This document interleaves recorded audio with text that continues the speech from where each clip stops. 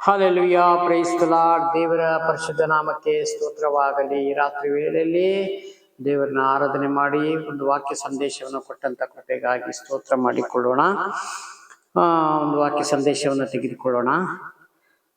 ಕೊಲಸ್ಸೆ ಬರೆದ ಪತ್ರಿಕೆ 3ನೇ ಅಧ್ಯಾಯ 17ನೇ ವಾಕ್ಯವಾಗಿದೆ.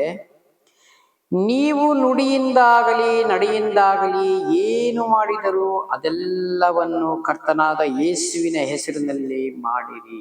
ಹಾಲೆಲೂಯಾ. ನುಡಿಯಿಂದಾಗಲಿ, ಮಾತಿನಿಂದಾಗಿರ್ಲಿ, ನಡೆಯಿಂದಾಗಿರ್ಲಿ, ಪ್ರತಿಯೊಂದು ದೇವರ ಹೆಸರು, ಯೇಸು ಸ್ವಾಮಿ ಹೆಸರಿನಲ್ಲೇ ನೀವು ಮಾಡಿರಿ.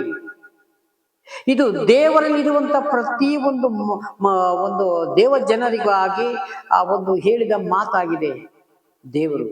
ಯಾಕಂದ್ರೆ ನೀವು ನನ್ನ ವಾಕ್ಯವನ್ನು ಕೈಗೊಂಡು ನಡೆಯುವಾಗ ಎಲ್ಲ ವಿಷಯದಲ್ಲೂ ನನ್ನ ಹೆಸರಿನ ಮೇಲೆ ನೀವು ಮಾಡ್ರಿ, ಜಯವನ್ನ ಹೊಂದಿರಿ. ಹಾಲೆಲೂಯಾ. ಈ ಕೆಲವೊಮ್ಮೆ ಎಷ್ಟೋ ಕಾರ್ಯಗಳು ನಮ್ಮ ಇಷ್ಟದ ಪ್ರಕಾರ, ನಮಗೆ ಜ್ಞಾನ, ನಮ್ಮ ಮನಸ್ಸಿಗೆ ಬಂದ ಪ್ರಕಾರ ನಾವು ಮಾಡ್ತೀವಿ. ಪ್ರಿಯ ಸಹೋದರ ಸಹೋದರಿಯರೇ, ಹಾಲೆಲೂಯಾ.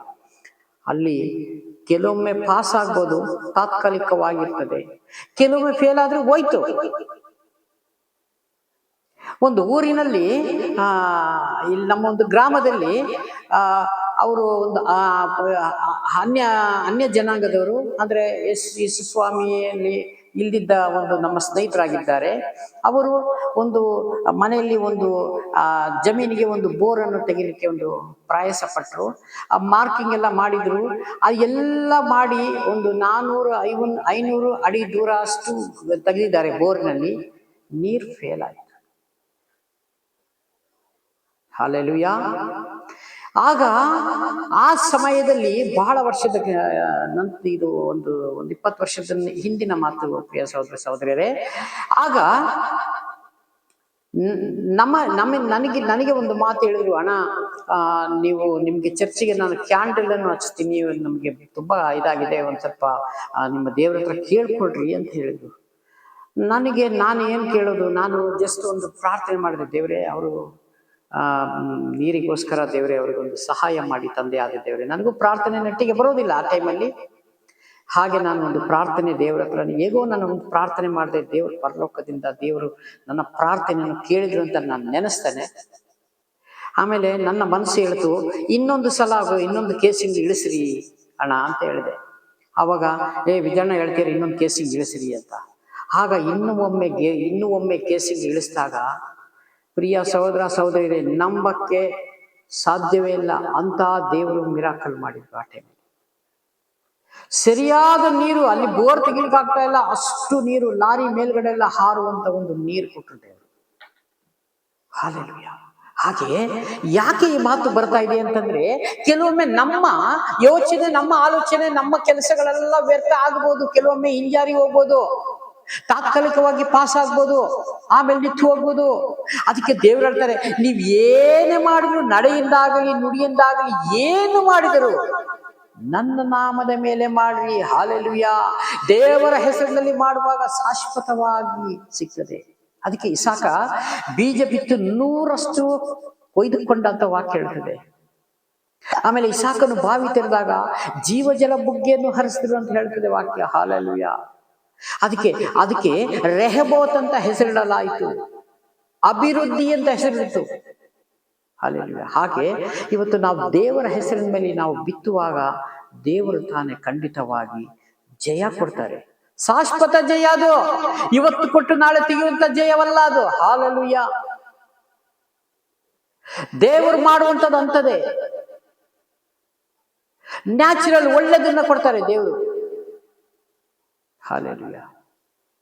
Praise the lord. ನೋಡಿ, ನಾವಿವತ್ತೊಂದು ಏನಾರು ಒಂದು ಹಣ್ಣು ಖರೀದಿ ಮಾಡ್ಬೇಕಂದ್ರೆ ಎಲ್ಲ ಔಷಧಿಗಳು ಬೀಳ್ತಾವ ಅದರಲ್ಲಿ, ಬೇಗ ಬೇಗ ಹಣ್ಣಾಗ್ಲಿ ಅಂತ. ಆದ್ರೆ ದೇವರು ಮಾಡುವಂಥದ್ದು, ಆದಾಮನಿಗೆ ಕೊಟ್ಟಿದ್ದ ಎಂತ ತೋಟ ಕೊಟ್ಟಿದ್ವಿ, ಎಲ್ಲ ಫ್ರೆಶ್, ಯಾವ ಮೆಡಿಸಿನ್ ಇರ್ಲಿಲ್ಲ, ಔಷಧಿ ಇರ್ಲಿಲ್ಲ ಅವಾಗ. ಅಂತ ಹಣ್ಣನ್ನು ಕೊಟ್ಟರು. ಅದೇ ರೀತಿಯಾಗಿ ದೇವ್ರು, ನಾನು ಯಾಕೆ ಹೇಳ್ತಾ ಇದ್ದೇನೆ ಅಂದ್ರೆ, ನನ್ನ ಬಾಳಿನಲ್ಲಿ ದೇವರು ಮಾಡಿದ ಮಹತ್ ಕಾರ್ಯಗಳು, ಅದ್ಭುತ ಕಾರ್ಯಗಳು, ನನ್ನ ಪ್ರಾಣವನ್ನ ವಾಪಸ್ಸು ತಂದಂತವರು. ಹಾಲೆಲೂಯಾ. ನನಗೆ ಎಲೆಕ್ಟ್ರಿಕ್ ಶಾಕ್ ಹೊಡೆದಿತ್ತು, ಕ್ಯಾನ್ಸರ್ ರೋಗದಿಂದ ದೇವ್ರು ನನ್ನ ಮುಕ್ತಿ ಕೊಟ್ರು. ಇವತ್ತು ಮನುಷ್ಯನಾಗಿ ನಿಮ್ಮ ಮುಂದೆ ನಿಂತ್ಕೊಂಡು ಒಂದು ವಾಕ್ಯ ಸಂದೇಶವನ್ನ ಮಾತು ದೇವರು ನನ್ನ ಬಾಯಲ್ಲಿ ಮಾತನಾಡಿಸ್ತಾ ಇದ್ದಾರೆ ಅಂದ್ರೆ ಇದು ನನ್ನ ಬಲ ಅಲ್ಲ ಪ್ರಿಯ ಸಹೋದರ.